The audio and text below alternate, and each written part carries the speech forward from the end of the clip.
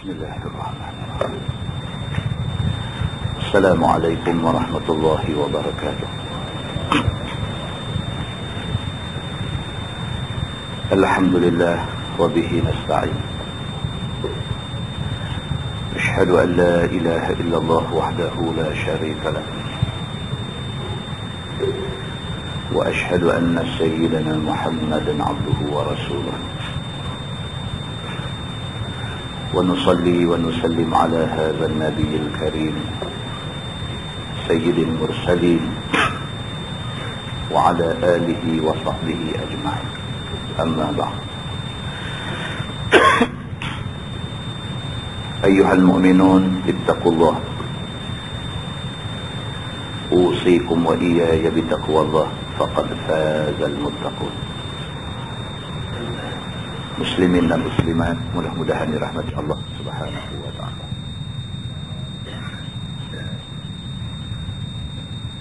Di dalam sebuah hadis riwayat daripada Abil Abbas Sahl bin Sa'd As-Sa'idi radhiyallahu anhu, kata dia, marra rajulun 'ala an-nabi sallallahu alaihi wasallam فقال لرجل عنده جالس ما رأيك في هذا؟ فقال رجل من أشراف الناس هذا والله حري إن خطب أن ينكح وإن شفع أن يشفع. فسكت رسول الله صلى الله عليه وسلم. ثم مر رجل فقال له رسول الله صلى الله عليه وسلم ما رأيك في هذا؟ فقال يا رسول الله هذا رجل من فقراء المسلمين هذا حري إن خطب أن لا ينكح وإن شفع أن لا يشفع وإن قال أن لا يسمع لقوله. فقال رسول الله صلى الله عليه وسلم هذا خير من ملء الأرض مثل هذا أو كما قال متفق عليه. Seorang sahabat yang bernama Sahal bin Sa'ad As-Sa'idi radhiyallahu anhu menceritakan, kata dia, satu orang telah lintah di depan Nabi sallallahu alaihi wasallam.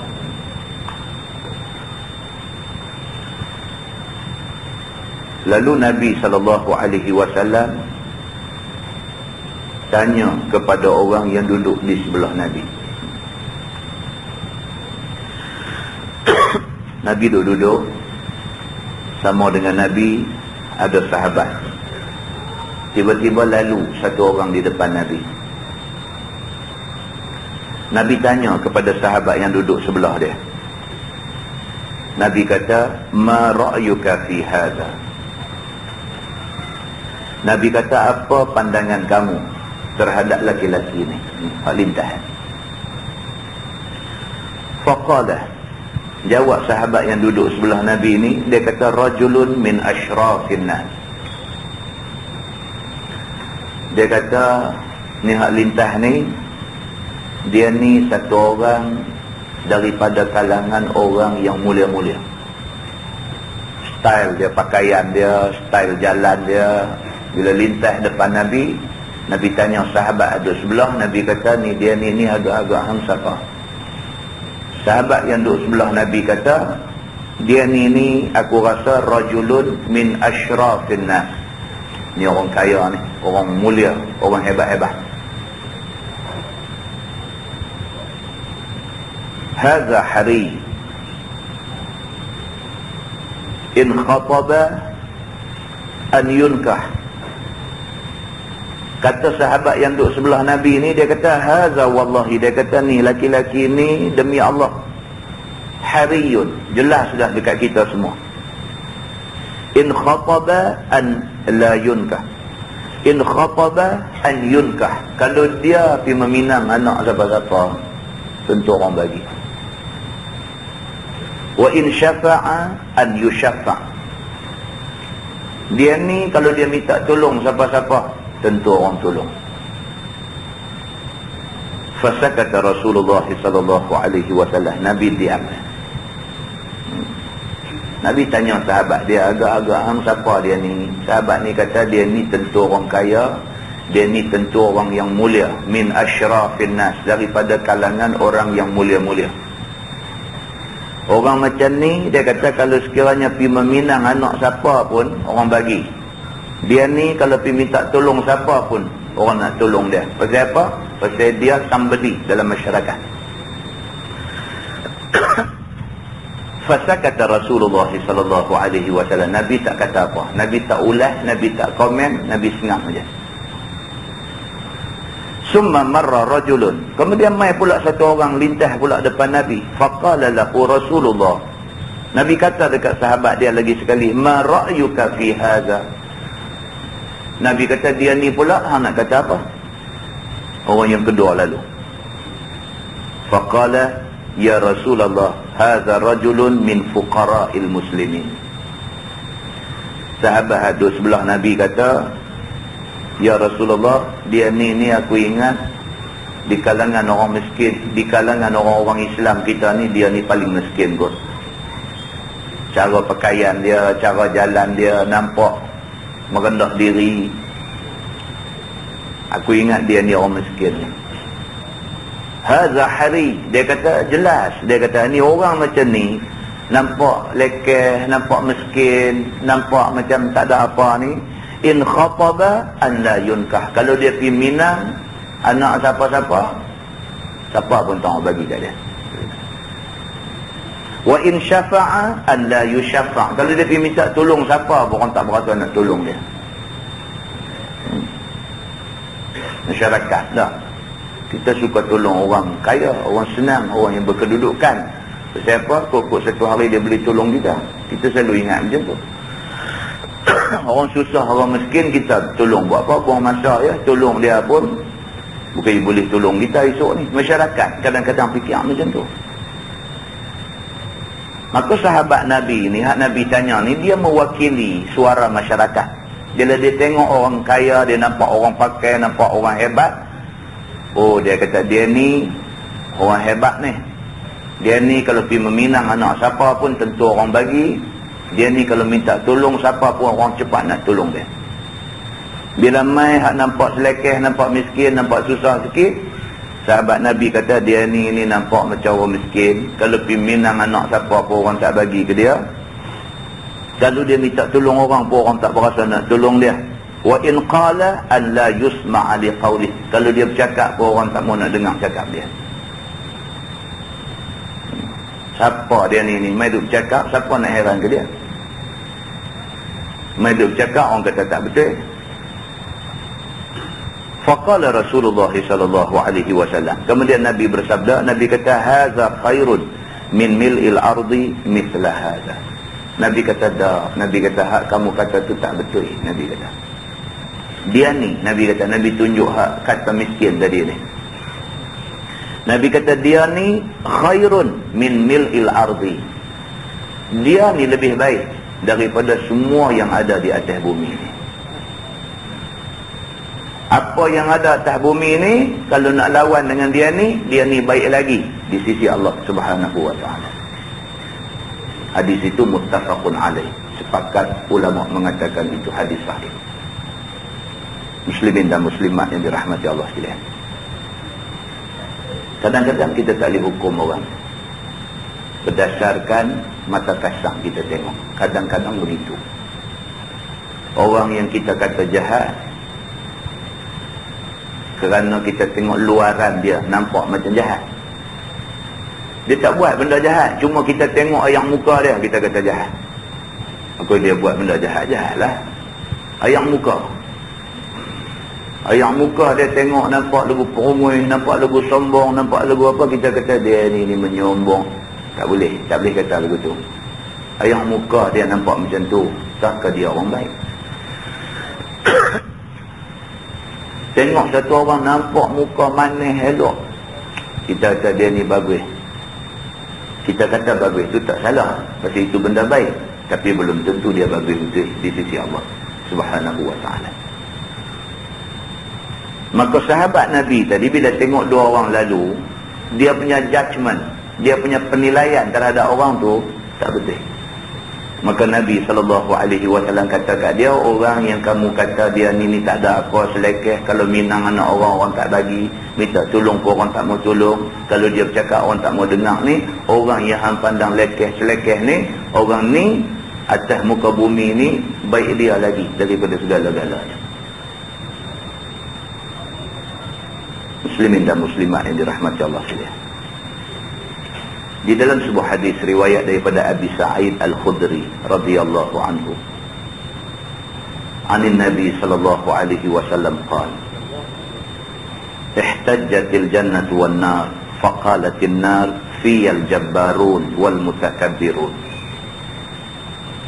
wa qalatil jannah fiya du'afa'un nas wa masakinuhum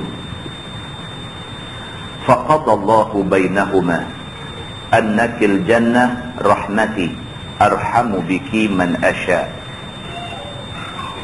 wa annakin nar azabi u'adzibu biki man asya wa likilaykuma alayya mil'uha atau kama qala. Hadis sahih riwayat Imam Muslim. Seorang sahabat yang bernama Abu Sa'id Al-Khudri radhiyallahu anhu, kata dia, Nabi SAW bersabda, Nabi kata, syurga dengan neraka berhujah dan berbantah. Syurga dengan neraka duk lawan berhujah. Syurga kata macam ni, neraka kata macam ni. Faqalatin nar, maka neraka kata fiyal jabbarun wal mutakabbirun. Neraka kata dekat syurga, neraka kata di dalam aku esok ni,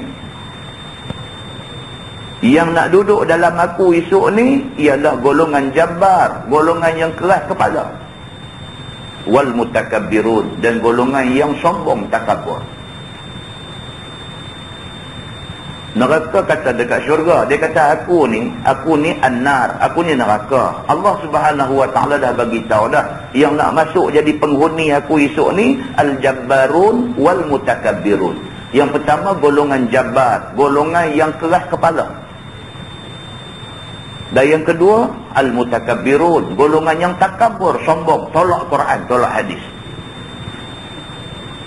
Wa qalatil jannah, syurga pula kata dekat neraka, dia kata fiya du'afa'un nas wa masakinuhum. Dia kata nak jadi penghuni aku pula esok ni ialah yang pertama du'afa'un nas, manusia yang lemah-lemah. Manusia yang di atas dunia dulu orang duk pelekeh dia, orang duk buat lebih kurang kat dia, orang anggap dia ni melukut. Dia di atas dunia dulu orang tak peduli kat dia, tak ada siapa besar ke dia, tak ada siapa berasa nak sanjung, nak hormat dekat dia. Dia ni di atas dunia dulu du'afa'un nas, manusia yang dipandang lemah oleh orang lain. Ini nak jadi penghuni aku, kata syurga. Wa masakinuhum, dan syurga kata yang nak masuk ke dalam aku jadi penghuni aku esok ni ialah manusia yang miskin-miskin. Faqadallahu bainahuma, syurga kata, neraka kata, syurga kata, neraka kata, duk lawan berhujah. Faqadallahu bainahuma, maka Allah Subhanahu wa ta'ala memutuskan di antara kedua mereka. Allah intera, masuk campur. Allah kata annakil jannah rahmati, kamu wahai syurga, kamu adalah rahmat aku. Arhamu biki man asya, Tuhan kata aku akan bagi rahmat dengan kamu ni siapa yang aku nak. Tuhan kata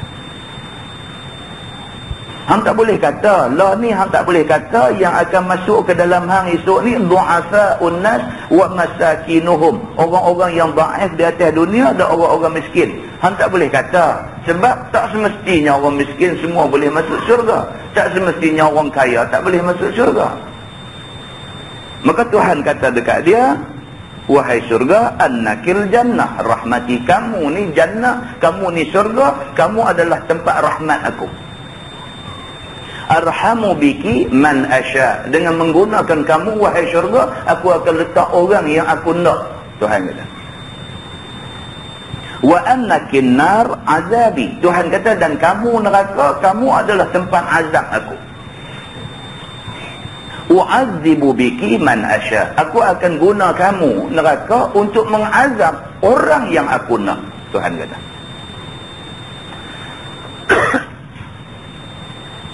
Walikilaykuma alayya mil'uha, Tuhan kata, maka atas akulah nak mengisi kedua kamu ini. Muslimin dan muslimat yang dirahmati Allah sekalian, Allah Subhanahu wa ta'ala Tuhan yang mempunyai hak mutlak nak bagi siapa masuk surga, nak bagi siapa masuk neraka. Itu hak Allah Subhanahu wa ta'ala. Di dalam sebuah hadis Nabi SAW bersabda, Nabi kata, inna allaha yubghidu thalatha wa bughduhu li thalathatin minhum ashad. Awwaluha yabghadul mutakabbirin wa bughduhu lil faqiril mutakabbir ashad. Wa thani yabghadul fusaq wa bughduhu للشيخ الفاسق أشد. والثالث يبغض البخلاء وبغضه للغني البخيل أشد. ويحب ثلاثة نفر وحبه لثلاثة منهم أشد. يحب المتقين وحبه للشاب التقي أشد. والثاني يحب الأسخياء وحبه للفقير السخي أشد. والثالث يحب المتواضعين وحبه للغني التواضع وحبه للغني المتواضع أشد. أو كما قال حديث رواية إمام أبو داود. Nabi SAW bersabda, sesungguhnya Allah Subhanahu wa ta'ala benci 3 golongan manusia.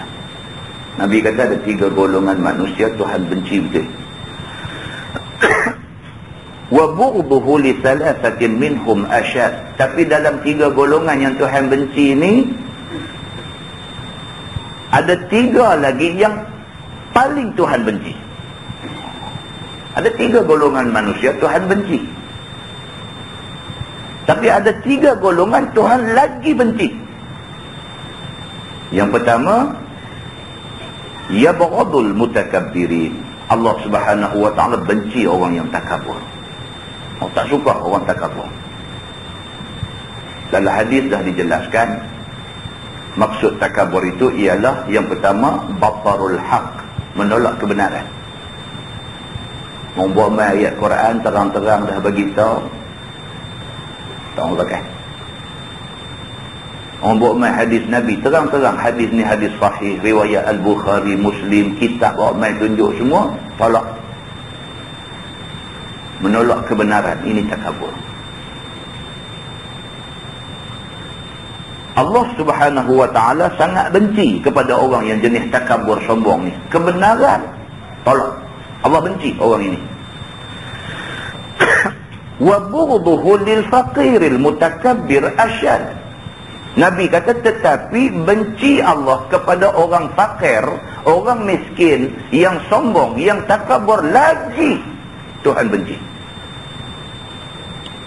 Orang miskin, orang fakir, sepatutnya dah miskin, dah fakir, tak usah sombong lah. Dah, sudahlah fakir, sudahlah miskin, tak sedar diri, sombong dengan Tuhan pula. Hak ni lagi Tuhan benci. Takabur tu dah Tuhan tak suka. Kalau orang kaya takabur pun Tuhan tak suka. Tapi kalau orang miskin takabur, lagi Tuhan tak suka. Begitu. Yang kedua, dia kata, ia beradul fusaq. Allah benci kepada orang-orang yang fasik. Orang yang jahat dalam agama. Dia tahu benda tu Tuhan tak bagi buat, dia buat. Tu jahat. Terang-terang dah tahu aurat orang lelaki-lelaki ni pusat dengan lutut, pakai seluar pendek tu, jalan petang-petang kot dalam kampung kot, dalam taman perumahan. Orang yang buat kerja macam ni, dia tahu benda tu tak boleh, dia pergi buat juga. Dia buat dalam keadaan dia tahu benda tu salah dari segi hukum agama. Dia buat juga, dia fasik, dia jahat. Wa bughdhuhu li syaikhil fasiq ashad. Nabi kata, tapi Allah lagi benci kepada orang tua yang jahat. Kalau budak-budak jahat pun Tuhan benci. Bukan kata tak apa tak. Kalau budak muda jahat pun Tuhan benci juga. Tapi kalau orang tua duk jahat lagi Tuhan benci. Yang ketiga, yabghadul bukhala wa bughdhuhu lil ghaniyil bakhil ashad. Yang ketiga, Tuhan benci orang yang bakhil, kedekut. Tuhan benci. Tetapi benci Tuhan kepada orang kaya yang bakhil lagi dahsyat. Bakhil, kedekut ni tak bagus. Tapi kalau orang kaya, Tuhan dah takdirkan rezeki dia melimpah ruah, kaya raya, bakhil, hak ni lagi Tuhan benci. Kalau orang susah, orang miskin, duit pun tak banyak mana, bakhil pun Tuhan tak suka. Pasal bakhil tu Tuhan tak suka. Tapi padanlah dia susah, 5 ringgit sekupang bagi dia pun besar. Dia kedekut, menasabah, tapi pun Tuhan tak suka. Tapi kalau kaya, duit ada makan tak habis, kedekut pula lagi, hak ni lagi Tuhan benci.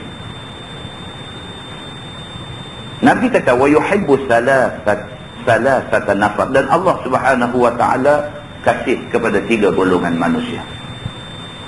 Wa hubbuhu li salasatin minhum ashad.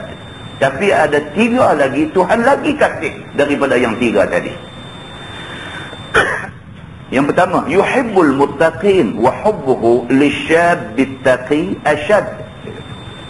Allah kasih kepada orang yang bertakwa. Tuhan sayang orang yang bertakwa. Orang yang takut kepada Tuhan, nak buat apa pun fikir dulu, boleh tak boleh dan sebagainya. Tuhan kasih kepada orang yang bertakwa. Wa hubbuhu lisyabbit taqi ashaddu. Tapi Tuhan lebih kasih lagi kalau anak muda bertakwa. Kalau bertakwa tu Tuhan kasih dah. Tapi kalau orang tua bertakwa, biasalah, dia dah tua dah. Nak pergi naik kelab pun nak ragih tangga naik tak larat lah. Maka dia pun ingat, cukup lah, aku pun dah tak larat dah nak buat jahat, eloklah buat baik pula. Tuhan suka. Pasal apa? Pasal dia masih lagi ada keinginan nak sedang. Tuhan suka. Tapi kalau budak muda tengah duk cerdas, tengah duk kuat, pendek kata kalau nak pergi duk joget di naik kelab tu sampai pagi pun larat lagi, tapi dia pilih untuk nak jadi orang yang bertakwa pada umur muda, hak ni lagi Tuhan kasih. Yang kedua, yuhibbul askhiya. Tuhan cukup kasih kepada orang yang pemurah. Tuhan kasih orang yang pemurah, suka bagi derma, bagi duit, bagi sumbangan. Allah kasih orang macam ni. Wa hubbuhu lil faqir as-sakhi ashaddu. Tetapi kalau dia orang fakir, dia satu orang yang fakir dan pemurah, Tuhan lagi kasih dekat dia. Dia pun bukan orang kaya, bukan orang senang, tapi pemurah. Di tepi rumah dia tengok, Allah, terani aja rumah dia. Jauh rumah kita lebih selesa daripada rumah dia. Tapi kita pergi rumah dia, dia besar hati, pergi kepung ayam tu tangkap, nak sembelih buat bulat bagi kita makan. Pemurahnya dia sampai macam tu. Allah kasih kepada orang yang macam ni. Orang yang miskin tapi pemurah. Duit ada tak banyak mana, tapi dia nak sedekah ke orang lah. Allah sangat kasih orang itu. Yang ketiga, yuhibbul mutawadhi'in. Allah kasih orang yang tawaduk, yang rendah diri, yang tak sombong. Allah kasih. wa hubbuhu lil ghaniyil mutawadhi' ashad. Tetapi Allah lagi kasih kepada orang kaya yang tawaduk. Patutnya kaya, berkedudukan, berpangkat ni dia boleh sombong lah.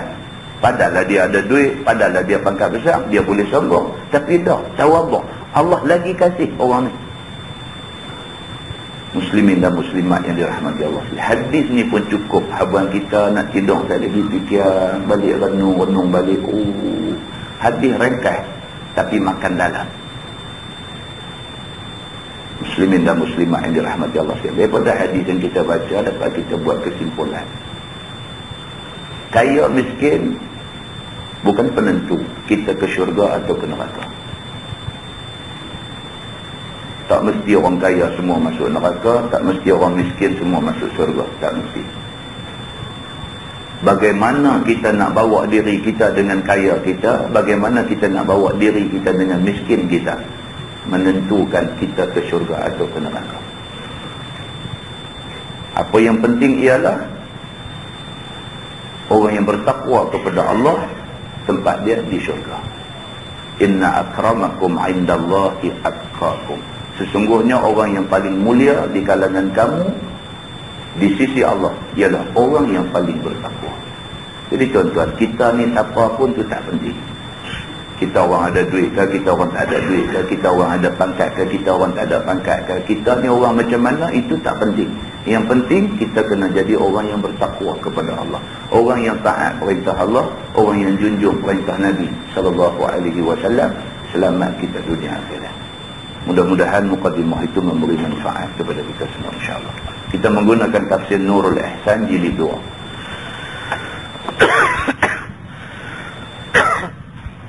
Muka surat 162. Muka surat 162. Kita masih lagi berada di dalam tafsir Suratul Taubah. Tafsir Suratul Taubah. Muka surat 162. Bawah sekali. Dia kata, dan tak kala turun ayat sedekah. Ayat tu kita dah baca dah bulan-bulan yang lepas. Innamas sadaqat lil fuqara wal masakin. Itu ayatnya. Bila turun ayat ini, maka datang Abdurrahman bin Auf dengan sedekah yang banyak. Bila turun ayat menganjurkan orang Islam suruh bersedekah, salah seorang sahabat Nabi yang terkenal kaya ni, Abdurrahman bin Auf, terus mai jumpa Nabi SAW. Dia bawa 40 uqiyah emas. Bawa emas 40 uqiyah. Satu uqiyah sama dengan 40 dirham. Dia nak beritahu tu. Satu uqiyah sama dengan 40 dirham. 10 dirham sama dengan 1 rial. Masa tu punya rial.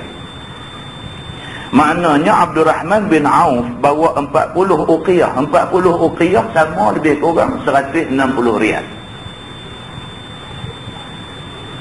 Bila bawa dia mai kepada Nabi SAW, maka sembahnya semua harta hamba ada 80 uqiyah.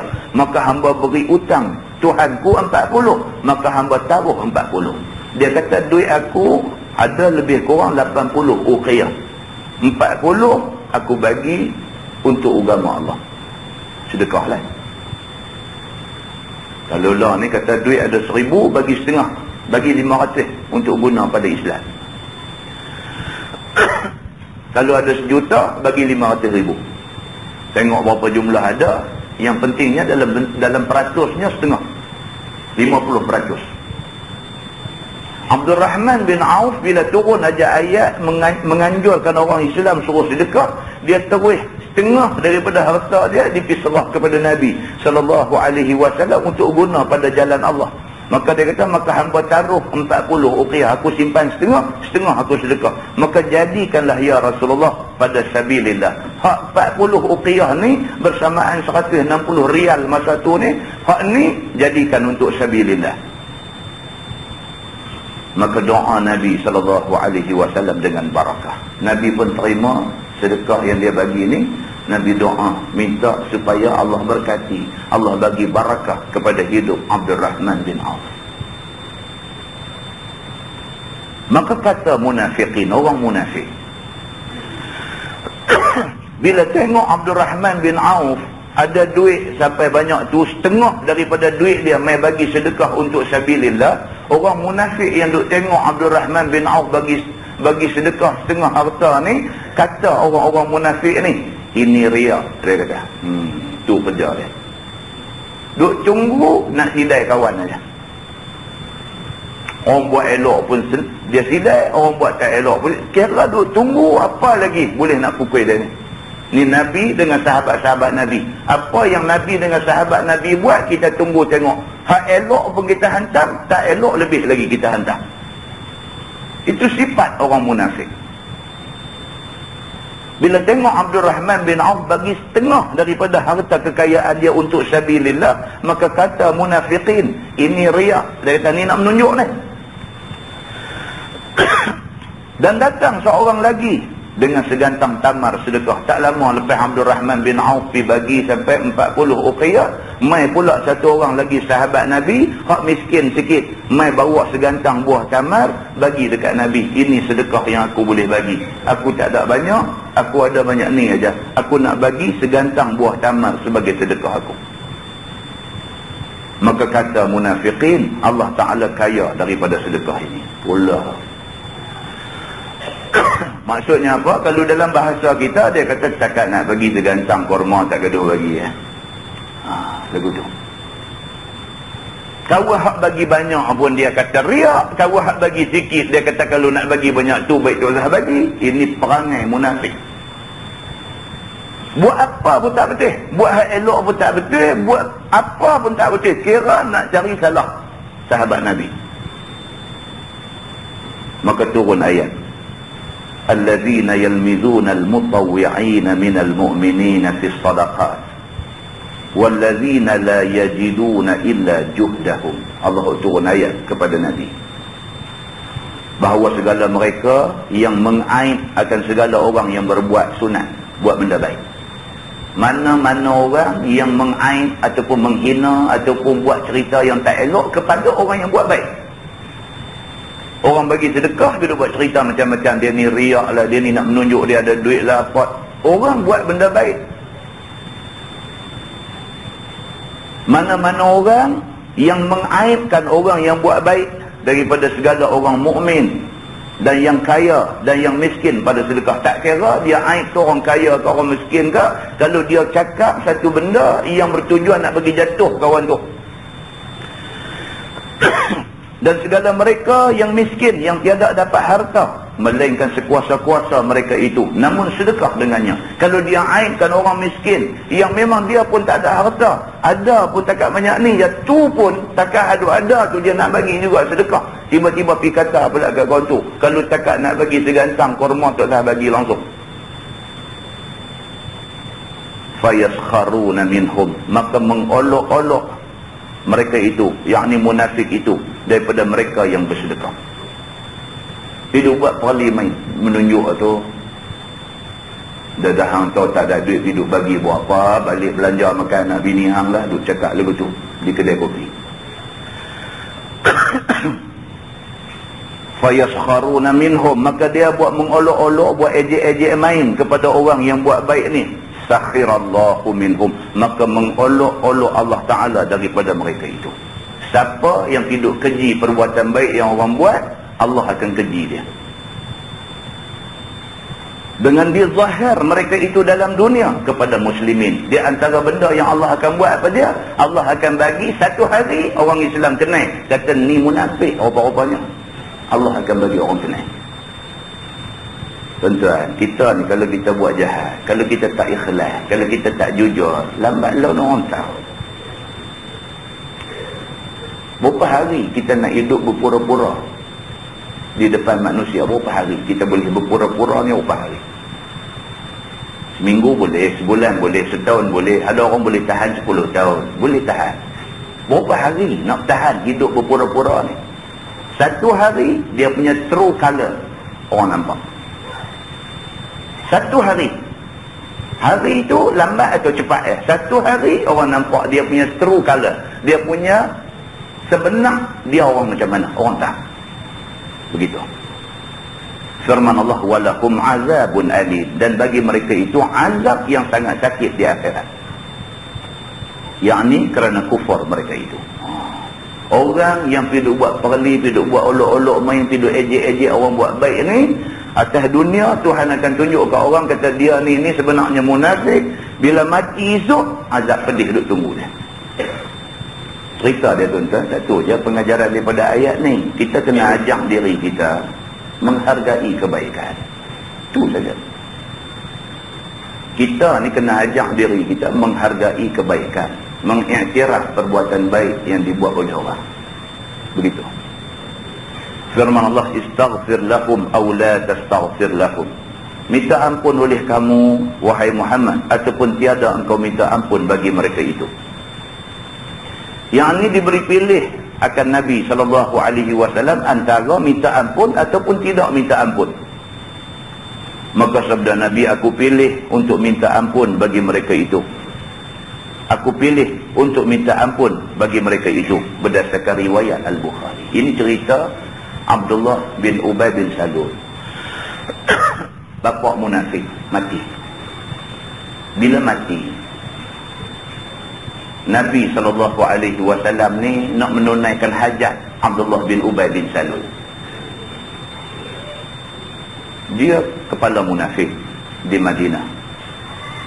Apa dia tak kata dekat Nabi, fitnah apa yang dia tak lempak dekat Nabi. Walaupun dia punya duk kata, punya duk lempak fitnah dekat Nabi, tapi dalam hati dia mengaku Nabi orang baik. Sebelum dia mati, dia pesan dekat anak dia. Anak dia pun nama Abdullah juga. Dia pesan dekat anak dia, kalau bapa mati esok, hampir minta jubah Nabi duk pakai tu buat kapan bapa. Dan minta Nabi semayang mayat bapa. Tapi kalau orang mai tanya dia, Nabi Muhammad ni tak ada yang baik. Semua jahat, dia ni pecah belah masyarakat kita, dia ni lugu tu lugu ni, dia ni gila kuasa, dia ni macam-macam kata dekat Nabi ni. Tapi bila duk nazak, bila duk sakit kuat nak mati, pesan dekat anak, kalau bapa mati, kapan bapa dengan jubah Nabi pakai. Macam kebanyakan orang hari ni lah, dia kadang-kadang dia sakit mata tengok orang pakai ketiak putih, kadang-kadang dia sakit mata tengok orang ada janggut, kadang-kadang dia sakit mata tengok orang main masjid, kadang-kadang dia sakit telinga dengar orang duk mengajar agama, kadang-kadang dia jenis orang macam tu. Tapi bila sakit kuat, pergi cari orang tu juga main untuk nak tengok apa bentuk badan kat dia. Awak dia tak panggil kaki macam dia juga. Awak yang dipanggil orang dia duk hina dengan mulut dia selama ni, inilah golongan yang dia duk hina. Tapi pasal apa? Bila dalam keadaan dia genting dah, dalam keadaan dia nak mati bila-bila masa, pasal apa? Masa tu pergi cari orang dia duk hina dengan mulut selama ni. Pasal apa? Pasal manusia ni dia tak boleh bohong diri dia. Dalam diri dia, dhamir dia. Hati satu, dhamir, hati kecil dia. Hati kecil dia tahu ni orang baik. Hati kecil dia tahu ni orang dia duk hina dengan mulut ni. Hati kecil dia tahu ni orang baik, ini orang amanah, ini orang jujur, ini orang tak buat dosa, ini orang tak minum arak, ini orang tak pergi naik kelab, ini orang, dia tahu orang dia duk hina dengan mulut tu, dia tahu, hati dia tahu ini orang baik. Abdullah bin Ubay bin Salul tahu kata Nabi Muhammad dia baik, bukan tak tahu, tapi atas sebab-sebab yang tertentu dia attack Nabi, dia serang Nabi habis-habisan, dia gasak Nabi cukup-cukup. Tapi bila dekat nak mati, pesan dekat anak dia.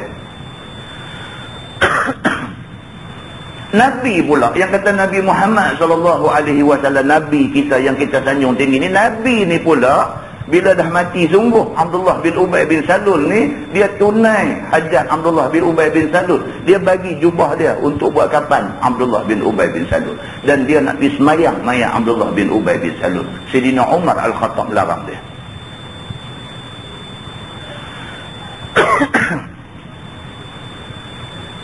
Ayat mula-mula turun, dia kata istaghfir lahum Aw la tastaghfir lahum, sama ada kamu minta ampun ataupun kamu tak mau nak minta ampun bagi mereka ni. Allah bagi pilihan dekat Nabi. La Muhammad, ini orang munafik yang mati ni. Kamu nak minta suruh aku ampun dia ke ataupun kamu tak mau minta aku ampun dia? Tuhan kata.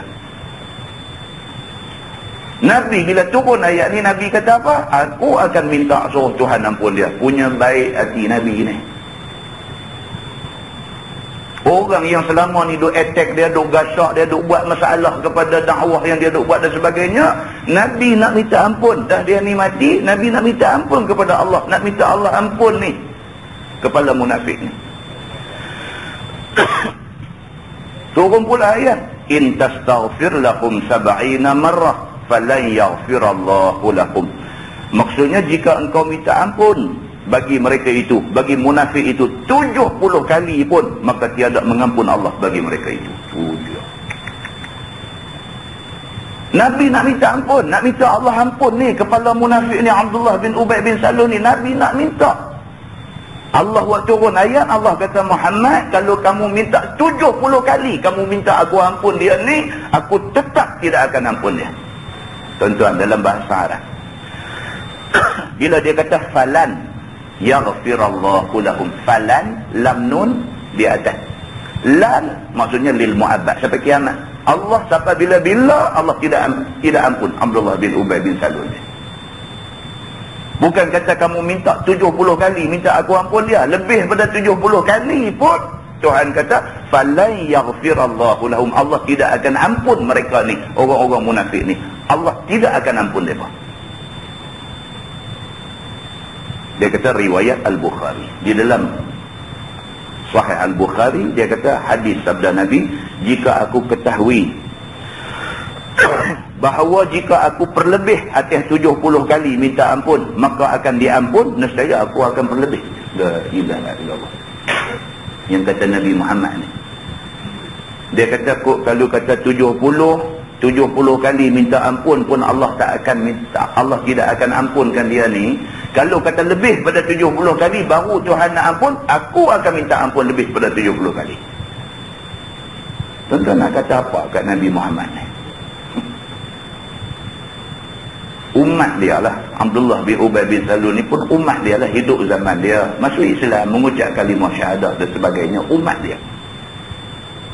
Lepas tu terang-terang pergi buat benda yang macam ni. Jadi munafik besar di Madinah. Macam tu punya buat pun Nabi nak minta Allah ampunkan juga orang ni. Ni yang kata Nabi terlalu amat sayang kepada umat dia.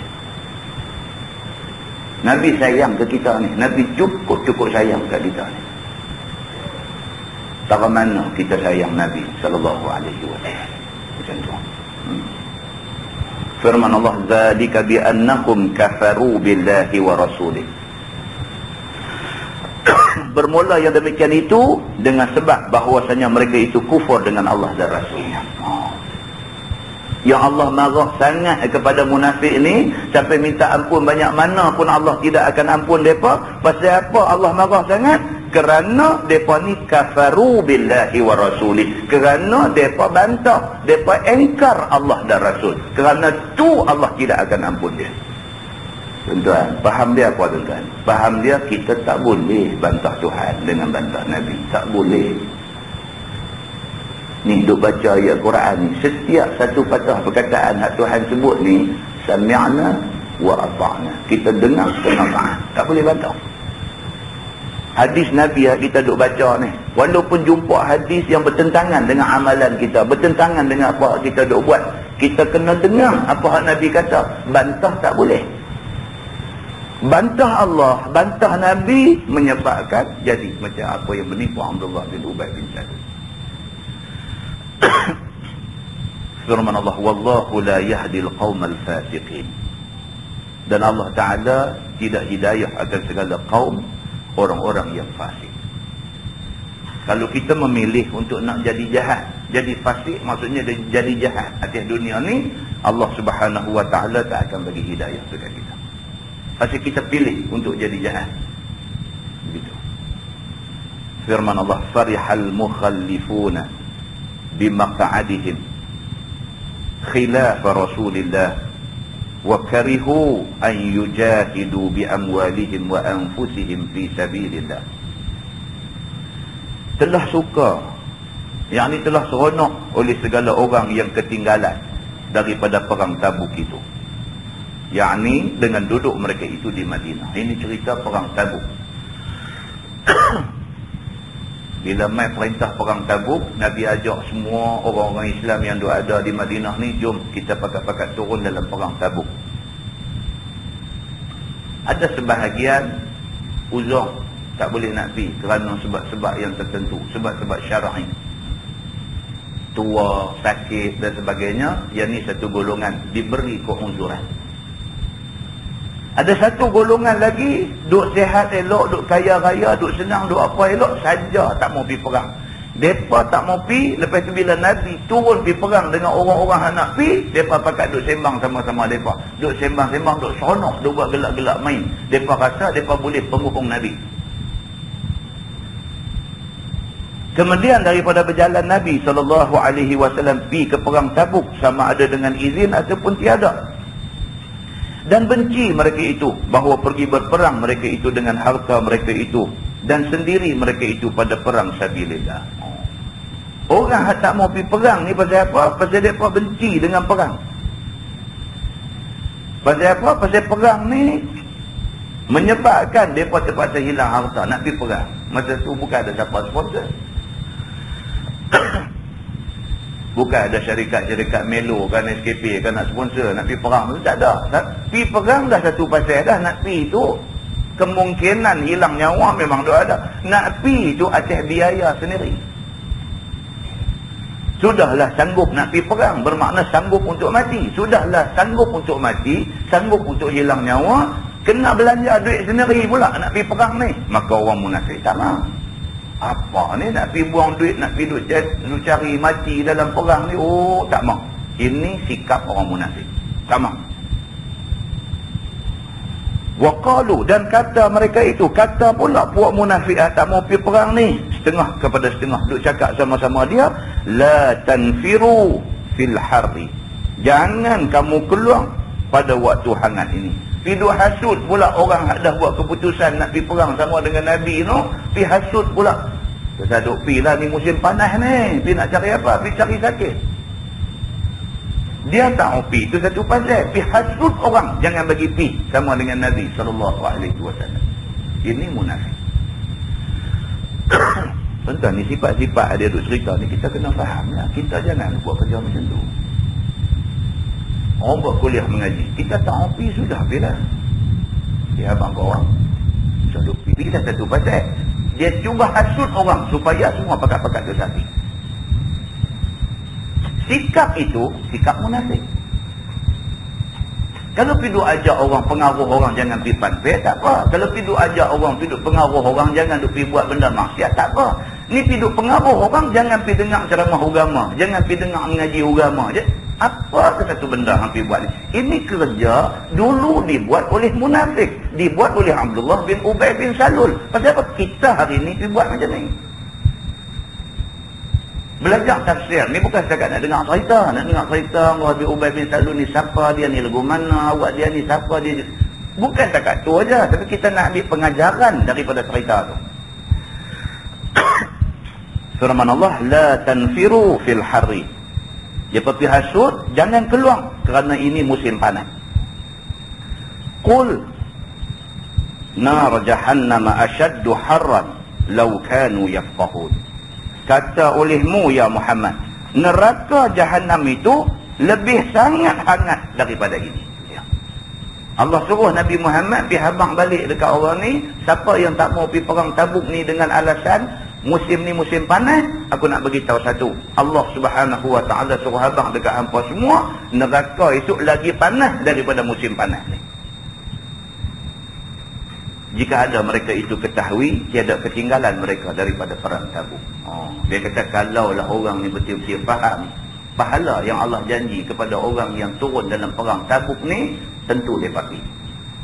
Hujan ke, ribut ke, musim apa ke, panas terik ke, kemarau ke, apa ke, mereka akan pergi. Kerana janji Allah Subhanahu wa taala jauh daripada yang kita sangka. Firman Allah, "Falyadhaku qalilan wal yabku katsira." Maka hendaklah gelak suka mereka itu, yakni munafik itu, sikit dalam dunia ni. Dan akan teriak dan duka banyak di akhirat, di dalam neraka nanti. Tuhan kata, masa hampa nak gelak seronok ni tak saja.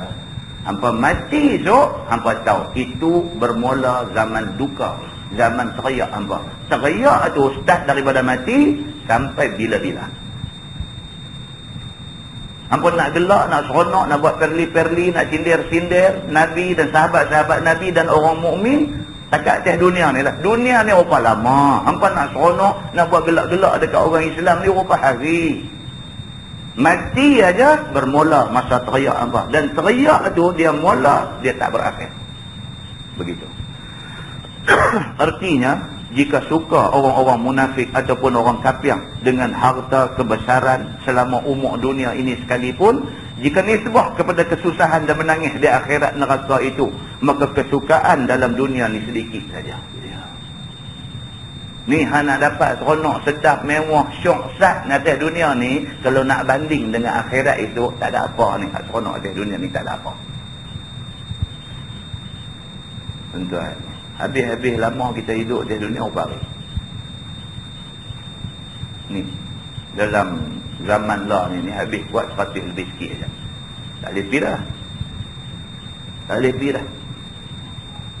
Tok Sah duk suntik hormon apa, Tok Sah duk cucuk oksigen apa lah, macam rawatan duk dalam ni. Di Kuala Lumpur tu boleh duk injek masuk oksigen. Kemudian dia ada kategori dia pula.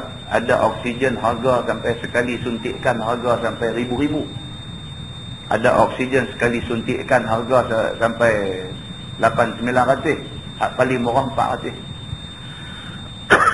Hospital swasta duk buat. Boleh pi pula ambil treatment tu. Tengoklah kita orang ni dekat mana boleh pi. Kalau kita boleh ambil ribu-ribu tu, kunun ceritanya kata bila dia masuk saja oksigen baru tu, dia cedah ni jadi lagu umur belah-belah. Umur puluh-puluh ni jadi umur belah-belah. Tara-tara tak ada duit ni, pergi cucuk ambil RM400 tu pun dandan boleh balik buah boling. Cerita kata lagu tu. Dia pakai 1000 pi lah orang ada duit pakai tu buat. Cucuk macam mana pun, idza jaa ajaluhum la yastakhiruna sa'atan wa la yastaqdimun. Mai tempoh ajal, dia bubuh full stop, mati. Habis lama kita kata bila 120 umur mati. 120 nak banding dengan akhirat esok sehari di akhirat sama dengan 1000 tahun di dunia. Apa ni? Hidup 120 tahun ni apa saja di akhirat itu ni? Tak ada apa. Tak sampai sehari. 1/10 hari je dah. Sehari di akhirat sama dengan 1000 tahun di dunia. Kita duduk di atas dunia ni tu ada 1100 pun tak ada sampai. Macam mana kita nak banding kehidupan dunia dengan alam akhirat? Macam mana? Maka dalam ayat ni dia habaknya ni. Jika nisbah kepada kesusahan dan menangis di akhirat dalam neraka esok, maka kesukaan atas dunia ni hanya sedikit. Kerana dunia ni binasa, sedangkan akhirat kekal. Maka yang binasa, nisbah kepada yang kekal itu sikit. Nak banding benda yang binasa dengan benda kekal, bukan bandingan lah. Kita nak banding dunia dengan akhirat. Dunia satu hari binasa, akan mai hari kiamat, hari kebinasaan. Akhirat tu kekal selama-lama. Nak banding benda hak sat dengan benda hak kekal, bukan bandingan. Begitu. Firman Allah, jazaan bima kanu yaksibun. Itulah balasan dengan barang yang ada usaha mereka itu daripada mengolok-olok Allah dan Quran dan Rasul. Tuhan balas orang yang di atas dunia ni duk mengolok-olok Tuhan. Baca-baca ayat Quran. Quran kata as-sariqu was-sariqatu faqta'u aydiyahum. Pencuri laki-laki, pencuri perempuan potong tangan. Hidup buat sembang main-main. Bolehkah nak buat nak potong tangan orang mencuri? Cara sembang tu main-main lah. Cara cakap tu macam apa Tuhan ni? Hukum macam tu pula hidup dalam Quran. Cara bercakap tu macam perli Tuhan. Macam dia tu pandai daripada Tuhan. mengolok-olok Allah dalam dunia. Mengolok-olok Nabi SAW. Baca hadis Nabi, duk beritahu Nabi ni pakaian Nabi lagu ni, Nabi ni lagu ni, duk baca-baca. Oh, kalau nak ikut lagu ni semua kan naik unta. Cara cakap tu perli Nabi. Nak ikut cara Nabi berpakaian, ikutlah. Tak mau ikut janji tutup aurat, sudahlah. Jangan pergi buat cakap perli lagu tu. Bukan ada siapa paksa pun suruh kita pakai kamis, pakai jubah labuh ni. Tak ada siapa paksa kita suruh pakai macam tu. Kalau kita pakai sebagai tanda kata kita sayang Nabi, kerana Nabi pakai macam ni, maka aku nak pakai macam ni, aku sayang Nabi. Baguslah. Kalau tak mau pakai pun pakai baju pakai seluar tutup aurat, cukup dah yang tu pun. Tapi jangan mulut hidup hina apa yang Nabi buat.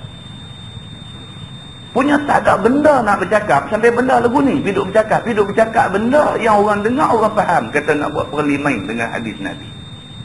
Maka orang macam ni, ayat ni kata apa? Jazaan bima kanu yaksibun. Itulah balas kepada barang yang ada mereka itu mengolok-olokkan Allah, mengolok-olokkan Quran dan mengolok-olokkan Nabi SAW.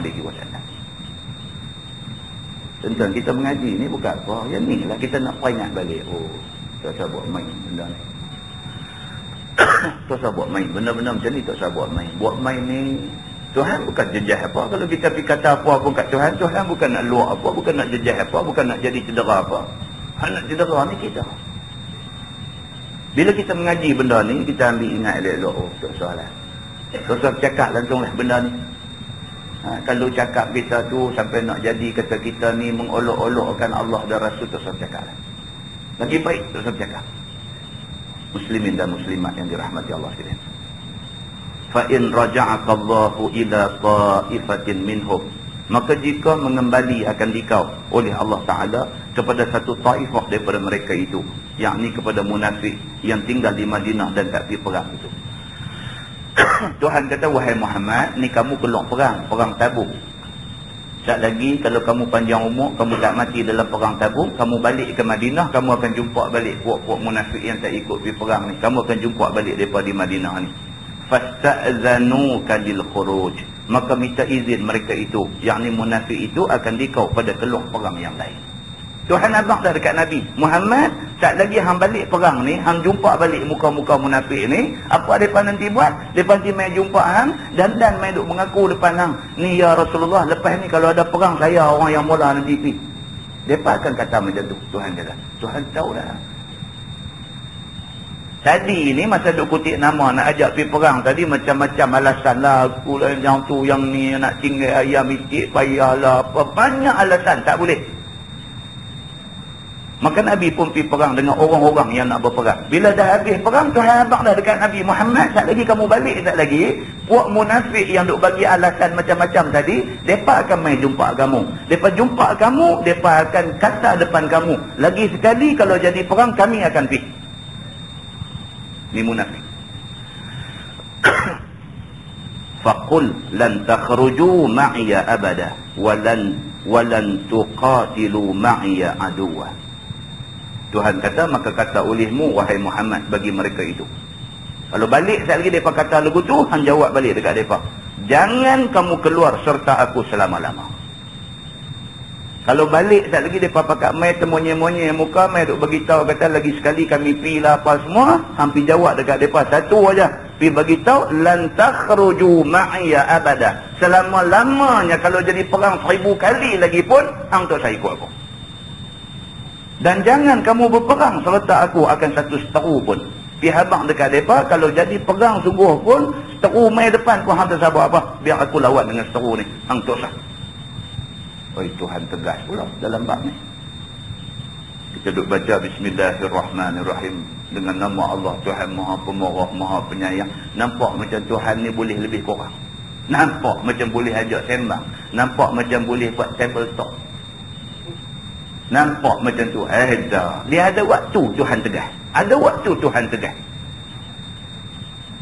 Dalam bab ni Allah Subhanahu Wa Taala sangat tegas. Allah kata dah dekat Nabi Muhammad, kamu balik sekejap lagi depan nanti main duk temonye-monye depan kamu, depan nanti janji kata lagi sekali jadi perang kami nanti turun. Hang jawab dekat mereka, lagi sekali ke, lagi 1000 kali ke perang, muka hang aku tak mau tengok. Pergi jawab lagu tu kat mereka.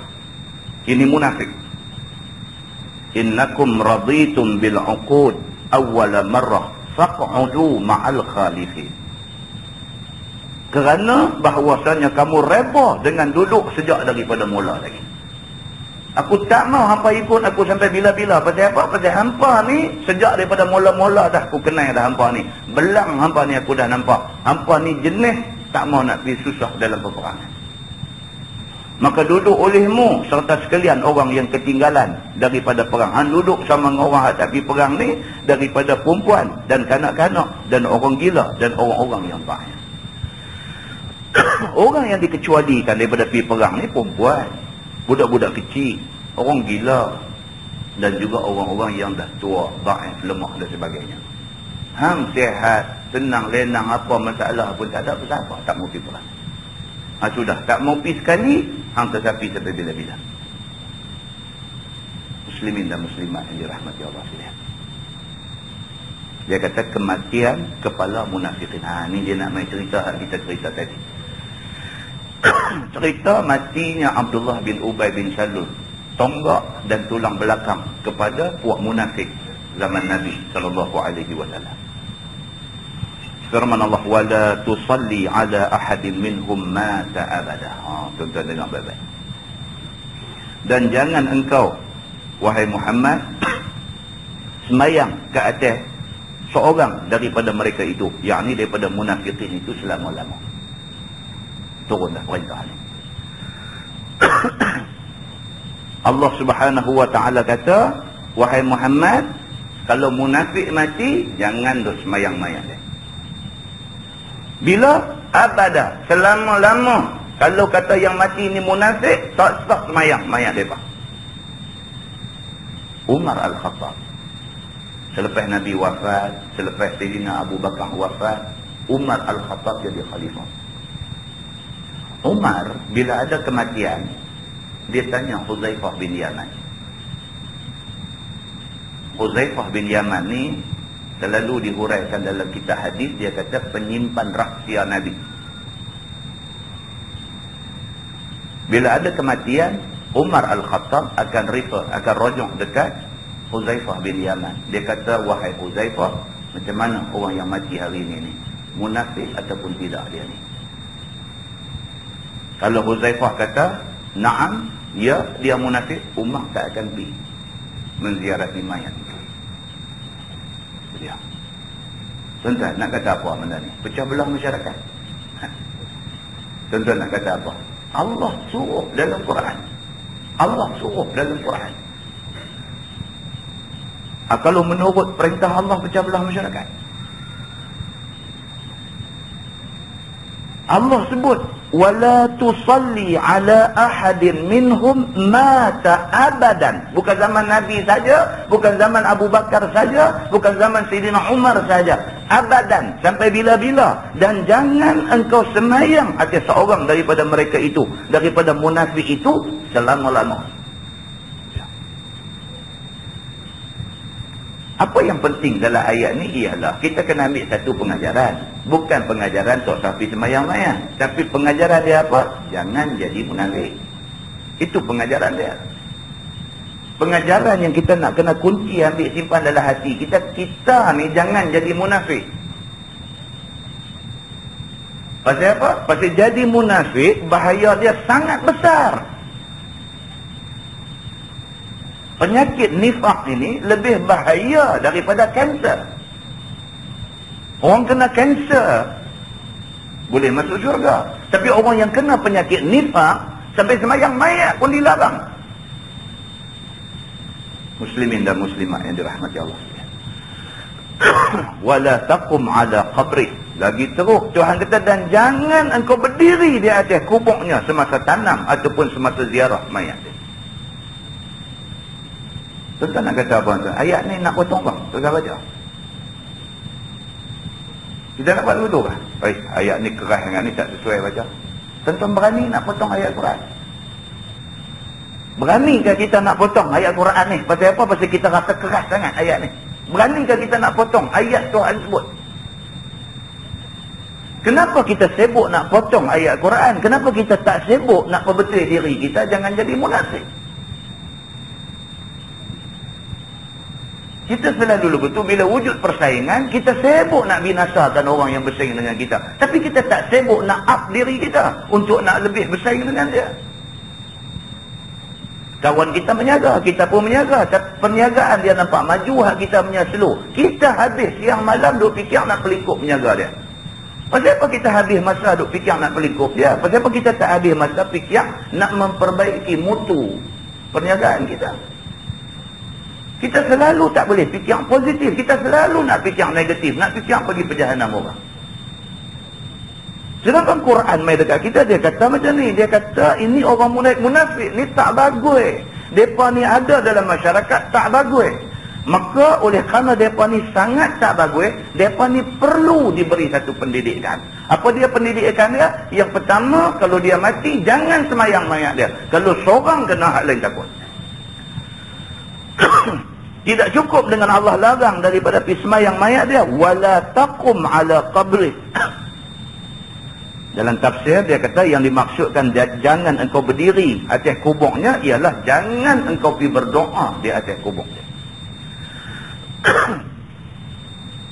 Kita tuan-tuan kalau berdasarkan sunnah Nabi, bila mati selesai semayang bagi salam aja semayang mayat, Assalamualaikum warahmatullahi, Assalamualaikum warahmatullahi, mayat terus angkat pergi simpan. Tak ada dah nak Fatihah pula lah, nak doa lagi apa semua, tak ada. Tidak sabit daripada hadis. Nabi tak buat macam tu. Bahkan Nabi larang pada itu melambat-lambatkan mayat untuk masuk kubur. Habis aja Assalamualaikum warahmatullahi, Assalamualaikum warahmatullahi, angkat mayat ni. Dah sampai sana, siap ke bumi, simpan-simpan semua. Satu doa macam Nabi buat. Baca sepotong Quran ke, sepotong hadis Nabi ke apa ke, terus doa. Doa minta Allah bagi ketenangan kepada penghuni kubur. Tu Nabi buat. Tapi bagi orang munafik, Allah kata wala taqum ala qabri, jangan duk berdoa di atas kubur dia. Sebab doa kamu tak boleh tolong dia. Dia ni banyak masalah dengan Tuhan. Dia kena selesai masalah dia dengan Tuhan. Kamu pergi doa pun tak ada guna. Nabi nak tolong semayang mayat dia pun Allah tak bagi. Innahum kafaru billahi wa rasulih wa matu wa hum fasiqun. Kerana bahawa mereka itu kufur, mereka itu dengan Allah dan Rasulnya. Dia ulang yang tu. Pasal apa ni berat sangat Allah sebut dalam Quran ni, sampai pergi semayang mayat dia pun tak boleh, pergi nak berdoa atas kubur dia pun tak boleh. Pasal apa ni Allah marah sangat dekat mereka ni? Berapa kali dah Tuhan ulang, innahum kafaru billahi wa rasulih. Mereka ni jadi macam tu kerana mereka engkar bantah Allah dan Rasul. Pasal itu. Pasal masa hidup dengan Quran, dengan hadis ni dia langgung gitu aja, dia tak mau ikut. Dan mati mereka itu, dan mereka itu kafir sekalian. Sebab turun ini dua ayat ialah kerana mati Abdullah bin Ubay bin Salul ni. Dia cerita dah. Kita habang tadi ni ada dia cerita sini. Sebab turun ini dua ayat ialah kerana mati Abdullah bin Ubay bin Salul. Maka ia, bapaknya Salul, adalah di Madinah ada dua puak. Dia kata di Madinah masa tu ada dua puak. Satu Aus, puak Aus. Di Madinah tu ada dua puak. Satu puak Aus, alif waw sin, Aus. Kepala kepada puak Aus ini ialah Sa'ad bin Ubadah. Dan satu puak lagi yang duduk di Madinah ni puak Khazraj. Kepala kepada puak Khazraj ialah Abdullah bin Ubay bin Salul. Oh, dia ni bukan kata kecil-kecil anak. Abdullah bin Ubay bin Salul ni pimpinan kepada suku Khazraj. Masuk Islam sebelum Nabi hijrah daripada Mekah ke Madinah, dia dah masuk Islam dah. Dia dihormati oleh orang-orang Madinah. Bukan kata orang Khazraj, orang Aus pun hormat dia. Dia pimpinan kepada suku Khazraj. Orang bagus, orang hebat, orang berkedudukan, orang yang disegani, orang yang dihormati. Pasal apa yang pergi jadi rosyad macam ni? Pasal apa? Pasal iri hati.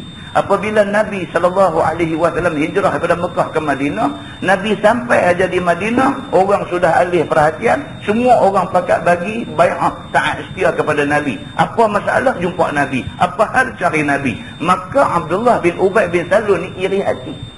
Selama ni, sebelum Nabi Muhammad mai, apa hampa tanya aku? Apa masalah pun refer dekat aku? Tiba-tiba dengan kerana Muhammad mai, apa tak pandang aku? Dia sakit hati, dia iri hati, dia hasad dengki kepada Nabi. Start daripada tu, dia memimpin satu gerakan munafik menentang Nabi. Tuan-tuan tengok, iri hati, hasad dengki ni boleh pergi sampai jadi lagu tu. Mula start sikit saja. Iri hati aja sebenar-benarnya. Dia pergi jadi, dia merobok, jadi satu penyakit membawa maut. Bahaya benda ni. Tak kala matinya, yakni tak kala mati Abdullah bin Ubay bin Salul ni. Datang anaknya bernama Abdullah. Anak kepada Abdullah bin Ubay bin Salul, nama Abdullah juga. Orang Arab biasa macam tu. Abdullah bin Abdullah ni biasa bagi mereka. Kita kalau orang Melayu buat begitu, luar biasa lah. Syamsuri bin Syamsuri pula, apalah dia ni tak kreatif langsung, dia tak tahu nama lain. Orang asli tu apa? Mustafa. Sahabat kita duk kerja di pejabat kesihatan. Di Pahang, dekat perkampungan orang asli. Dapat anak, main nak daftar di pejabat kesihatan ni. Orang nak daftar tanya, nak buat nama apa? Dia kata nama awak. Kawan ada daftar tu nama Mustafa. Dia kata nama awak. Oh ni kita apa pula nama saya ada, nak bubuh nama apa? Nama awak ada lah. Mustafa dia pun, nama dia Mustafa. Berapa banyak Mustafa ada dalam kampung tu? Buh bila nama apa pun di kampung dia ada panggil ikut bahasa dia lah, dia ada lah nama lain. Ni abuan nak tulis bila apa pun. Jadi dia pun tak mau fikir banyak, dia banyak benda lain lagi nak fikir. Nama awak dia kata. Kawan ni pun dia pula nak tolong fikir pula nama Buh dia Mustafa, Muhammad Mustafa. Hidup masuk kelas, cikgu je nak kena panggil Mustafa A, Mustafa B, Mustafa C, punya banyak Mustafa dalam kelas. Orang Arab pun dia tak bubuh sampai 2-3 anak dia. Anak dia seorang aja dia bubuh. Kalau dia nak bubuh nama apa nama dia pun seorang aja. Maka anak kepada Abdullah bin Ubay bin Salul ni nama dia Abdullah juga. Dia kata maka persilakan Rasulullah sembahyang atas bapaknya. Bila pak dia Abdullah bin Ubay bin Salul mati, anak dia pergi jumpa Nabi, minta, dia kata hajat bapak aku. Sebelum dia mati dia dah beritahu dia nak kamu sembahyang mayat dia. Dan minta baju Nabi SAW untuk buat kafan bapa dia. Dan dia kata bapa aku berhajat, jubah kamu pakai ni. Dia minta nak buat kafan dia. Maka hadir Nabi SAW dan beri akan dia baju. Oh, yang kata Nabi. Dia tahu ni Abdullah bin Ubay bin Salul ni duk gasak dia, duk hantam dia, duk fitnah dia, duk buat macam-macam cerita dekat dia. Bila orang main habang kata hajat dia sebelum dia mati, dia minta baju Nabi untuk nak buat kapan dia. Nabi pergi bagi. Yang kata Nabi ni, tuan hati tu macam mana hati Nabi. Dendam tak ada langsung. Suci, bersih. Pergi bagi baju. Maka tak kala berdiri Rasulullah, maka masuk Sayyidina Umar. Bila dah main nak semayang mayat, Nabi nak berdiri nak semayang mayat Abdullah bin Ubay bin Salul. Masuk Sayyidina Umar. Maka kata Umar, adakah tuan hamba sembahyang ke atas dia? Umar ni tak boleh. Dia pergi dia kata, ya Rasulullah, kamu tahu tak siapa yang mati ni? Abdullah bin Ubay bin Salul hak mati ni. Dia ni Allahu Akbar. Bukan kamu tak kenal dia siapa. Kamu nak sembahyang ke mayat dia? Sayyidina Umar. Ia kata hari anu bagian-bagian. Hari anu bagian-bagian. Hari anu tu maksudnya hari tu dia kata lagu ni. Hari tu dia kata apa yang dia tak katakan. Maka senyum Nabi SAW. Sabda Nabi, wahai Umar, diberi pilih aku, maka aku pilih yang ini. Nabi kata kat Sayyidina Umar, dia kata, wahai Umar, Allah bagi pilih dekat aku. Sama ada aku nak minta Tuhan ampun dia, ataupun tak mau minta. Tuhan bagi aku pilih, maka aku pilih untuk nak minta ampun dekat dia. Semayang mayat ni tuan-tuan, doa lah. Semayang mayat tu doa lah. Allahu Akbar, Fatihah. Allahu Akbar, selawat. Allahu Akbar, doa. Allahumma ighfir lahu warhamhu wa'afihi wa'fu anhu, doa. Allahu Akbar, doa lagi.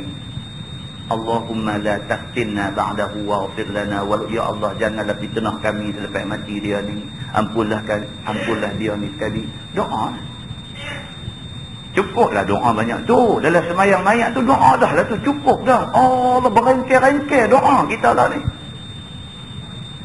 No, daripada buat turun rumah ni, buat turun keranda duduk depan pintu tu, tahan dulu. Kita duduk tengok pun macam-macam. Bila tegur ni orang marah. Buat turun tu ada pula satu tu imam pula, pak, tahan tu, jangan jalan lagi. Lagu polis trafik pula dia pun. Al-Fatihah, langkah tapak Al-Fatihah, doa ni sepanjang. Sampai di masjid dah letak dah apa semua, semayang tu doa lagi. Dah habis, Assalamualaikum warahmatullahi, Assalamualaikum warahmatullahi, ila hadratin Fatihah pula dulu lagi, doa pula lagi. Perintah agama suruh segerakan mayat. Tuan-tuan, Mufti Pulau Pinang dah keluar dah, berkeliling dia, hantar ke masjid-masjid semua, mengarahkan supaya jangan baca dah doa selepas daripada selesai bagi salam semayang mayat tu. Bantah dia buat lagi. Mufti punya fatwa apa di Palambung, nak era yang puan oleh. Susah ke tuan-tuan? Kita nak ubah benda yang tak disuruh oleh Nabi, kita nak buat benda yang Nabi suruh. Susah kan? Kalau benda hak Nabi tak suruh, kita pergi duduk rengkeh nak buat, yang tu susah. Ni benda Nabi. La ilaha illallah. Hak duk buat dah tu nak stop, tu dah buat pada Nabi tak suruh. Nak stop ni susah kan? Muslimin dan muslimat yang dirahmati Allah sekalian. Ini cerita dia. Anak Abdullah bin Ubay bin Salul minta Nabi pergi jadi imam. Sayyidina Umar mai, dia kata, ya Rasulullah, betul ke kamu nak semayang juga mayat Abdullah bin Ubay bin Salul ni? Nabi jawab dekat dia, Allah bagi aku pilih. Sama ada aku nak minta ampun dekat dia ataupun tidak. Aku pilih yang ni. Nabi kata, aku pilih untuk nak minta ampun dekat dia. Ni, nak jadi imam semayang ni, nak minta ampun untuk dia. Allahumma ighfir lahu, ya Allah ampun dia ni. Warhamhu, ya Allah bagi rahmat kepada dia. Aku pilih untuk nak berdoa supaya Allah ampun dia. Jika aku ketahui aku lebih atasnya 70 kali, maka diampun, maka aku akan lebih atasnya. Nabi kata dekat Sayyidina Umar, dia kata, wahai Umar, kalau sekiranya Tuhan habaq kat aku kata nak minta ampun bagi dia ni kena minta lebih pada 70 kali, aku akan minta lebih pada 70 kali. Nabi berkeras untuk nak minta ampun dekat Abdullah bin Ubay bin Salul. Kata Nabi, maka sembahyang aku. Nabi kata, aku nak sembahyang juga dekat dia ni. Nabi kata. Dan baju Nabi tiada mengaya dia daripada Allah sesuatu. Sebaliknya, aku harap Islam 1000 daripada kaumnya. Tu dia. Nabi pula dia berfikiran macam tu. Nabi kata, tang dia minta baju aku untuk nak pakai buat kapan dia, aku akan bagi baju aku. Tapi Nabi kata, aku nak bagi tahu, baju aku tak boleh membantu dia sikit pun. Tidak mengkayakan dia akan baju aku. Jangan ingat kata dia ni munafik, dia banyak dosa kerana baju aku buat kapan dia, dia lepas. Oh, jangan ingat macam tu. Baju aku tidak mengkayakan dia daripada kena azab Tuhan. Sama macam orang hari ni lah, bila nak mati kan, pesan tinggal kat anak-anak ni, kain ihram dia dulu ni buat kapan dia. Salah ke kapan dia dengan kain ihram hak dia pakai pergi buat haji pada dulu ni? Tak salah. Tak salah. Tapi jangan ingat kata kain ihram tu boleh selamatkan dia. Tak ada. Kain ihram ke, kain apakah tak boleh memberi keselamatan kepada siapa-siapa. Tambah ke pula lagu tu, selit sorat pula. Selit sorat pula masuk dekat tangan mayat tu. Tanya ni apa ni, sorat apa yang ni? Muka nakik tengok dia tahu. Boleh ada satu sistem pos apa ke pula boleh muka nakir pula nanti tengok up geng kita. Jangan. Ini semua adalah faham khurafat. Tak ada agama, tak ada asas tentang benda ni semua. Jangan hidup merepek buat pasal benda ni semua. Dah mati sudah pi, jangan hidup orang kaya buat. Sampai dah mati dah, dalam kain kapan ada benda khurafat lagi. Na'udzubillah. Jangan. Tuan-tuan, kita ni tuan-tuan, satu aja kita buat ni biar ikut agama. Yang tu aja. Ikut agama ni apa? Benda ada dalam Quran, benda ada dalam hadis, itu agama. Hak tak ada dalam Quran, hak tak ada dalam hadis, hidup mereka buat itu adat, silap-silap khurafat. Jaga, benda ni kena jaga. Yang sampai dah mati dah ada lagi khurafat. Cukup. Nabi SAW kata hajat dia pesan tinggal dekat anak dia supaya jubah aku bagi buat kapan dia. Nabi kata tak ada masalah, aku bagi, tapi aku nak bagi ingat, tiada mengkaya dia daripada Allah sesuatu. Dia pakai jubah aku, jubah Nabi pun dia pakai, tak ada bawa apa manfaat dekat dia. Sebaliknya Nabi kata aku harap Islam 1000 orang daripada kaum dia. Nabi kata aku harap dengan aku tunjuk aku buat baik ni, orang hadu ikut dia bila tengok, mereka patah balik ikut Nabi. Abdullah bin Ubay bin Salul ni dah pun berjaya memperdayakan 1000 orang yang sudah jadi Islam. Dia munafik seorang tak apa, dia pergi pengaruh orang yang terpengaruh dengan dia 1000 orang. Di Madinah tu, Nabi tu ada situ, dia boleh buat kerja ni. Nabi kata aku harap ni, aku tunjuk kata aku buat baik ke dia ni, aku harap 1000 orang ada ikut dia ni boleh patah balik mai ikut Islam balik. Maka tinggal Nabi SAW bajunya yang mulia pakai kepada Abdullah buat kafan. Maka Nabi SAW pun bagi baju dia, tak apa, buatlah kafan, tak ada masalah. Dan disapu ayam liuknya ke atasnya, yang ni ke atas Abdullah, dan sembahyang atasnya. Ini ada dalam Sahih Bukhari, tuan-tuan boleh buka tengok. Nabi ada ambil ayat liuk dia sapu sikit, wallahu a'lam apa tujuan dia. Nabi sembahyang juga kerana menyuka hati anaknya yang bernama Abdullah. Nabi buat ni semua ni kerana apa? Nombor satu, kerana Nabi sayang dekat anak Abdullah bin Ubay bin Salul ni yang nama Abdullah ni. Ni budak bagus. Hak masalah ni pak dia bagus. Nabi buat tu pasal Nabi sayang dekat Abdullah, anak dia. Kerana Abdullah itu daripada jumlah sahabat-sahabat Nabi yang besar-besar. Kita doa apa kali dah anak Abu Jahal. Nama Ikrimah. Abu Jahal punya hal. Ikrimah anak dia baik punya manusia. Abdullah bin Ubay bin Salul punya hal. Anak dia yang bernama Abdullah juga baik orangnya. Nabi fikir budak ni. Nabi tak mau tak lagi anak kecil hati. Budak ni budak baik.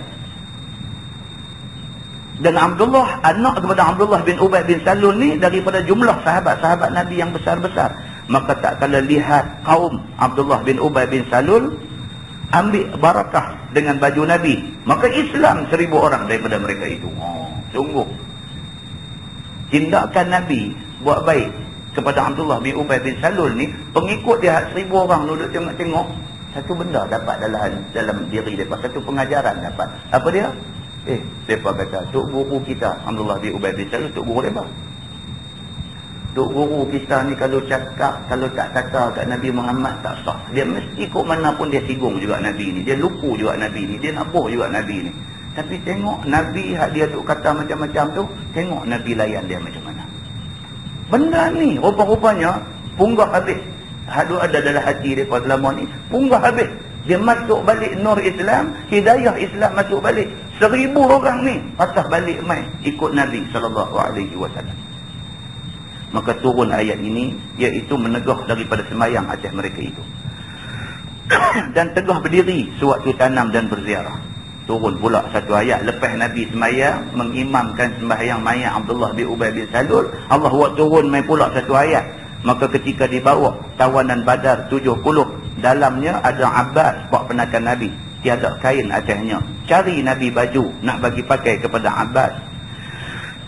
Maka didapat baju Abdullah bin Ubay bin Salul ini. Maka sebab itu diberi bajunya sebagai balas. Rupanya ada cerita di sebalik itu. Pasal apa yang Nabi bagi juga baju hak Nabi pakai ni kepada buat kapan kepada Abdullah bin Ubay bin Salul, rupanya ada cerita. Semasa berlaku perang Badar dulu ni, di antara orang yang kena tawan ialah Al-Abbas, pak penakan Nabi. Al-Abbas masa tu tak Islam lagi, lawan Nabi. Kita dah baca dah dalam ayat dulu ni yang dia kena tawan apa semua ni. Al-Abbas ni dia kena tawan. Masa dia kena tawan tu baju tak ada. Nabi tengok pak penakan, walaupun dia kafir, dia lawan Nabi masa tu, tapi pak penakan. Nabi tengok pak penakan dia masa kena tawan baju tak ada. Nabi nak bagi baju, nak bagi pakai baju. Duk cari siapa ada baju lebih semua pun tak ada. Abdullah bin Ubay bin Salul ni yang kata pak munafik ni, dia bagi baju dia. La ilaha illallah. Yang munafik, yang pergi buat lagu tu. Dia qasad. Mengenangkan dia pernah bagi baju dia untuk dipakai oleh Al-Abbas, pak penakan Nabi. Maka bila dia mati, dia minta baju Nabi. Nabi bagi baju Nabi kat dia. Pasal apa? Pasal nak balas balik dia buat baik dekat pak penakan Nabi. Tuan ingat hadis yang kita duk baca 2-3 kali dah, yang Nabi pesan aku tinggal 2 je kat hangpa. Apa dia? Yang pertama Quran, kitabullah. Yang kedua ahlu baiti, ahli keluarga aku. Nabi kata ahli keluarga aku. Sahabat kata siapa ahli keluarga ni? Nabi kata siapa lagi? Di antara yang disebut selain daripada Ali, selain Al-Abbas, Nabi sebut. Nabi sayang sangat dekat Al-Abbas. Kan? Itu cerita masa perang Badar, bila Al-Abbas kena tangkap duduk dalam tawanan, Nabi tak boleh tidur. Kita dah baca dah di masjid ni dulu. Nabi tak boleh tidur. Walaupun dia tahu pak penakan dia ni ditangkap kerana menyertai pihak kafir, tapi Nabi tak boleh tidur. Pak penakan. Nabi beranak-beranak mai tak pernah tengok pak. Bapak dia dah mati awal dah. Dia dalam kandungan, bapak dia dah mati, tak pernah tengok bapak. Dia mata dia ni pernah jamak rupa batang tubuh pak penakan. Di antara dia Al-Abbas. Dia pun teringin nak tahu rupa pak dia macam mana. Bila tengok pak penakan ni, dia pun mungkin duk bayang-bayang, ni lah tu rupa bapak aku. Dia sayang dekat Al-Abbas ni. Dia tak boleh tidur. Tapi Nabi nak mengarahkan supaya Al-Abbas dibebaskan, tak boleh. Pasal Al-Abbas ditangkap kerana menyertai pihak kafir. Nabi tak boleh. Tapi kegelisahan Nabi ini dikesan oleh sahabat Nabi. Dikesan oleh sahabat Nabi. Kita baca cerita ni dulu. Maka akhirnya sahabat Nabi pi dekat tempat Al-Abbas ditahan, dikurung, ditawan tu, nak suruh bebaskan Al-Abbas ni. Tahu hak tahan tu pula dia kata apa? Dia kata, aku tak kira siapa. Adik-beradik Nabi kah, pak penakan Nabi kah, apakah, aku ditugaskan jaga orang tahanan. Aku tak akan bebas orang ni. Dia tu pun tegas satu macam. Sampai Umar kata apa? Umar kata, aku rasa macam nak pancung bagi dia ni. Pasal dia gamak kata lagu tu. Sedangkan yang kena ni pak penakan Nabi. Nampak? Sahabat Nabi tuan-tuan. Apa Nabi kasih, mereka kasih. Cerita ni dia berkait-kait tuan-tuan. Yang tu yang dia tak boleh berhenti ke-9. Lagi 2 ayat insya-Allah kita berhenti. Firman Allah, wala tu'jibka amwaluhum wa auladuhum innama yuridullahu an yu'azzibahum biha fid dunya wa tazhaqa anfusuhum wa hum kafirun. Dan janganlah mengajib akan dikau oleh banyak harta mereka itu dan ramai anak mereka itu. Hanya menghendaki Allah bahawa mengazab akan mereka itu, yakni dengannya pada dalam dunia. Pula Tuhan kata, dengan puak munafik ni hampa tak usah berasa mereka ni hebat sangat. Kalau mereka orang kaya pun, biar kaya pergi ke mereka. Kalau mereka ada anak ramai pun, biar pergi ke mereka anak ramai. Kita tak usah duk rasa ajib, rasa kagum, berasa takjub dengan apa yang ada kat mereka. Mereka kaya duit mereka punya hal. Mereka ada anak ramai, anak mereka punya hal. Tapi Tuhan kata, kekayaan dan anak pinak itu akan menjadi punca mereka kena azab itu. Tersedut heran dengan mereka kaya, tersedut heran dengan mereka ni anak banyak, pengaruh banyak, pengikut ramai. Tersedut heran yang ni semua. Semua ada dekat mereka tu akan menjadi punca aku azab mereka. Tuhan kata. Dan keluar nyawa mereka itu, sedang mereka itu kafir sekaliannya. Selagi mana mereka tu mati kafir, maka selagi itulah mereka susah. Walau apa ada kat mereka, harta benda, anak pinak, pengaruh, apa ada pun, mereka kalau mati kafir, mereka susah. Tuhan kata.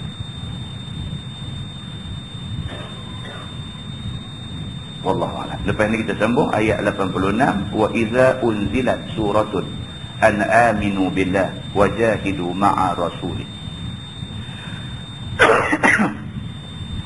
Ayat lepas ni dia nak cerita pahala orang-orang yang ikut berjihad bersama dengan Nabi sallallahu alaihi wasallam. Lepas itu tuan-tuan, dia akan cerita jenis-jenis keuzuran yang diizinkan untuk tak pergi berperang.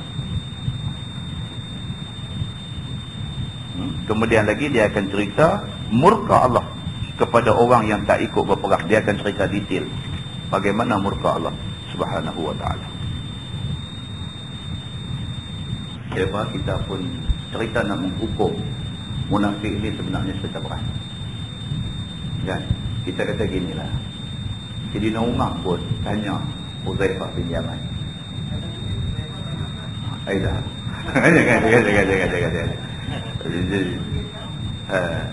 Jangan. Tak. Huzaifah bin Yaman tahu orang tu munafik bukan kerana 3 alamat tu, tapi kerana kita sebut tadi dia adalah penyimpan rahsia Rasulullah. Satu keistimewaan khusus Tuhan bagi dia. Benda ni khususiah kepada dia. So kita nak kata la ni ramai orang tak boleh. Itu anugerah Allah kepada Huzaifah bin Yaman. Jadi cerita lagu ni, adakah kita lah boleh buat satu checklist 3 alamat kan? Bila berjanji dia mungkar, bila bercakap dia bohong. Ni alamat-alamat Nabi sebut ni, kita buat senarai, kita perhati orang. Dia ni satu, kita dua raih cukup. Dia mati, kita tak pergi. Boleh tak buat lagu tu? Tak boleh. Tak boleh. Sebab kita tak diberi kelebihan untuk nak tahu secara langsung-langsung tentang benda ni. Jadi ceritalah ni untuk yang samar-samar. Setakat nampak dia biasa bercakap bohong, tengok ramai pun biasa bercakap bohong kan. Setakat janji dia mungkir, tengok ramai lah orang lah ni janji mungkir. Setakat benda-benda yang macam ni, yang samar-samar ni, belum lagi boleh kita hukum kata dia munafik. Kita tak boleh semayang-mayang, tak boleh lagi. Dalam bab menghukum ni kena amat-amat berhalus. Tak boleh. Dan jadi kalau nak tanya pula, jadi lah ni ada tak ada ustaz orang yang macam Abdullah bin Ubay bin Salul? Wallahu a'lam. Kan? Wallahu a'lam. Tak senanglah kita nak letak satu orang munafik, satu orang kafir, satu orang apa. Tidak semudah itu. Hatta hadis yang kata man taraka salatan muta'ammidan faqad kafara jihara. Zahir hadis tu nampak sangat tegas. Siapa yang tinggal sembahyang muta'ammidan saja tinggal, faqad kafara jihara, dia kafir yang nyata. Kalau terjemah kata tu aja, kafir ni mayang-mayang pun jadi begitu. Tengok macam mana ulama syarah hadis tu. Bila tengok dia kata barang siapa yang tinggal sembahyang sengaja dan dia sampai ke peringkat mengubah hukum sembahyang tu, hukum dia fardu wajib, dia dikata syarat apa kata sembahyang 5 waktu ni fardu wajib, dia kata syarat wajib apa siapa nak buat, itu baru faqad kafara jihara. Bila mai peringkat tafsiran, ulama dia dah beralih lah. Dia tak boleh buat tafsiran rambang dan menghukum orang. Takut kita salah menghukum. Sebab Islam dia lebih macam ni. Dia lebih kepada lebih baik tidak menghukum daripada menghukum secara balik. Itu kaedah dalam agama. Hingga ke dalam kes kesalahan hudud pun. Dia kata idra'ul hududa bisyubhat. Gugur hukum hudud tak boleh dilaksanakan kerana ada syubhat. Kerana satu syubhat ada, hukum tak boleh dilaksanakan. Syubhat macam mana? Ada 4 orang saksi melihat zina berlaku. 4 orang saksi melihat zina berlaku. Bukan tengok laki-laki perempuan duk bertindih badan aja, bahkan nampak zina tu berlaku, nampak secara sahih. Tapi daripada 4 orang tu seorang pakai tahmil mata. Pakai tahmil mata sudah jadi syubhat. Sudah jadi syubhat. Tahmil mata ni saya tak boleh jadi saksi bagi kes zina. Tak boleh. Sebab dia boleh membuka kepada pintu syubhat. Maka dengan kerana tak cukup seorang, dia mau 4 orang, tak cukup seorang, idra'ul hudud. Nabi kata, hukum hudud digugurkan.